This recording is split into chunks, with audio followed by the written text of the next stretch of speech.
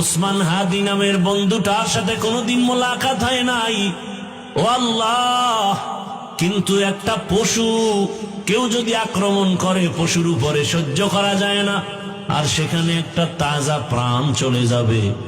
আয় আল্লাহ, এটা অন্তরকে মানানো যায় না। আয় আল্লাহ তাআলা, আপনার কুদরতের ফয়সালা। আয় আল্লাহ, আজকে শুনলাম তিনি দুনিয়াতে জিন্দা নাই। আয় আল্লাহ, তাকে শাহাদাতের মর্যাদা দান করেন। এরকম আমার কলিজার যত যুবক,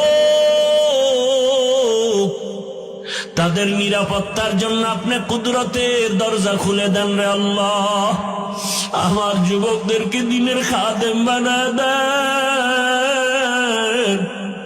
আয় আল্লাহ, প্রত্যেকটা যুবকের দেশের জন্য আপনি ঢাল বানায় দেন। আয় আল্লাহ, কত যুবকের কথা শুনলে কলিজাটা ঠান্ডা হয়ে যায়। আমরা দিনের কাজ করি, দেশের কাজ করি, জনগণের পেছনে খেদমত করি এক লাইনে, আর আমার যুবক বাবারা কিছু আছে তারা ভিন্ন লাইনেই দেশের জন্য কাজ করেন, জনগণের জন্য কাজ করেন। আয় আল্লাহ, দেশের দরদি, জনগণের দরদি, দ্বীনের দরদি যারা, কুদরতের দ্বারা তাদের হেফাজত করেন আল্লাহ।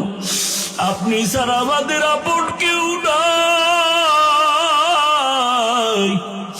আপনি ছাড়া আমাদের নিরাপত্তা দেওয়ার কেউ নাই। হায় আল্লাহ, ফেরেশতার দ্বারা নিরাপত্তার ব্যবস্থা করে দেন আল্লাহ।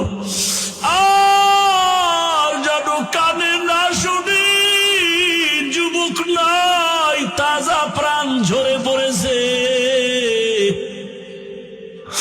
আমার এই পবিত্র বাংলাদেশ, এত মসজিদ, মাদ্রাসা, আলেম ওলামা, এত জিকিরের আওয়াজ, আজানের আওয়াজ, এরপরও কেন এত বড় বড় জুলুম হবে বুঝতে পারি না রে মালিক।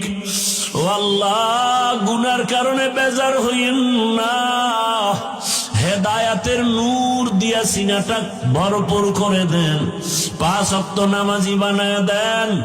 আমার কলিজার যুবকদের দেশ ও দিনের খাদেম বানায় দেন।